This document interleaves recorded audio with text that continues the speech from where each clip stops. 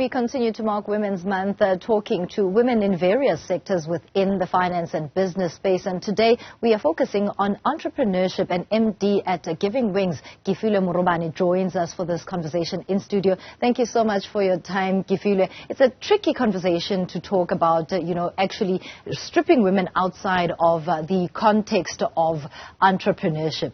Where are the challenges for women in particular? Because we know, of course, it's not a level playing field. The challenges are many. The challenges are many, particularly the underrepresentation of women in business. And then there are also the internal challenges that women still face in terms of getting into entrepreneurship and business, whether it is that self-doubt, that imposter syndrome, the realities of juggling the responsibilities of motherhood, household responsibilities, and then you still have to go into entrepreneurship and business. Do you find in your experience that women have equal opportunity, especially on the side of seeking funding? Because we know that that becomes one of the impediments within the SME industry, where one is required to prove a balance sheet and books that look proper without the necessary work being done prior. So the equal opportunities for funding, that's a contentious one. It's a matter of, do we have enough representation in the different industries where women are required to show up? And from our experience at Giving Wings, we're a consulting firm that does a lot of training and development, working with entrepreneurs on a daily basis. What we've realized is that the opportunities are out there for funding. At times, what inhibits the women to take hold of those opportunities is at a level of compliance. Do they have the relevant qualifications, expertise, and the skill set so that when that opportunity does arise, they can deliver with excellence? Having said that, would it be unfair in the context of South Africa and advancing the female agenda to have specific programs that actually look at funding women only? Yeah, definitely. It is needed because the challenges facing women and men are unique and different. I want to give you an example of one of the entrepreneurship programs that we run. We've got over 115 women in our program. And in this program, we're tailoring it to address the women challenges in business. So the realities of what do I need at a compliance level? What is essential at a skill set? Because sometimes there are unique feminine characteristics and qualities that women use when they're in business. I'll give you a typical example. One of our entrepreneurs in our program literally said to me, she's like, Kefilwe, I struggle when I have to negotiate my pricing because at times I feel so bad that they're not going to accept or embrace the pricing that I've put in. So what does she walk into? She walks into business with a lot of her emotions in it. And at times as women, we need to take the emotions out and focus on, how do I deliver this offering to the best of my quality without compromising on the cost that it takes for me to deliver on this service or product? Interesting. Would you say we've made gains? We are sitting in 2022 and entrepreneurship is still touted as what is meant to take the South African economy forward. But we do have gaps in the system, particularly where representation is concerned, like you alluded earlier, as we talk about females within the space. Definitely we have made gains. We're seeing it on a daily basis in our entrepreneurship programs that the women are making strides.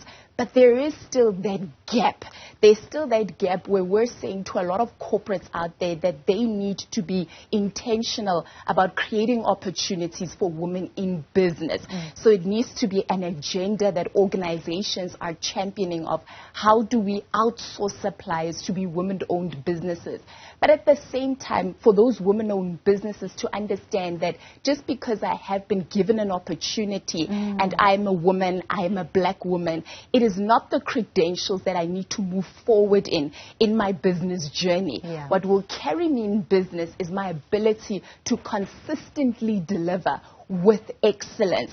And at times I always say to the woman, it's not about walking into a business pitch and arriving and saying, my name is Kefilwe and I'm a black-owned woman business. No, my name is Kefilwe. This is what we do. This is how we deliver it. And this is why you need to trust us to collaborate and partner with you. That's important, and I'm interested in finding out how you would then advise females that have recently started their business. We know that the COVID period actually sprung up a lot of new entrants within the entrepreneurial space, and particularly women. I mean, something that you would have been doing as a hobby like baking, you are now turning it into a business.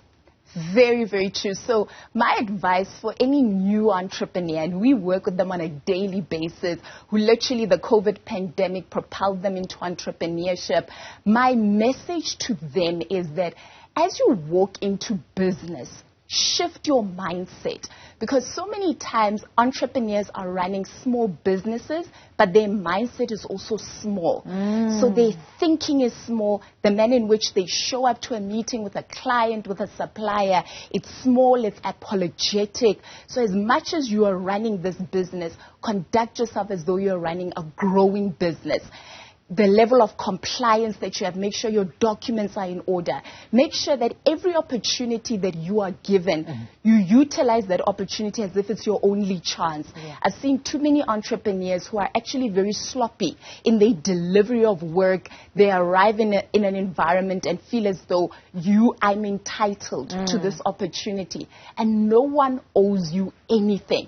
So it would be my message to the women. My other message to them would be to show up. So when you are given a chance, go in wholeheartedly. There is no time for you saying to yourself that this is the only chance I have. I'll do what I can. Give it your all. Absolutely. Arrive on time. Be excellent. If you're going to have that online meeting, a lot of entrepreneurs always say, but if I'm pitching online, should I switch on my video? Oh, hey, absolutely. You are selling. Right. You have to have that video on. Absolutely. Let your client engage with you and see the passion that you have for the business that you're doing. Great advice, and thank you so much for your time. That is Kefilwe Morobane talking to us as we mark a Women's Month right here on the Business Desk, talking about women in entrepreneurship. Back to you.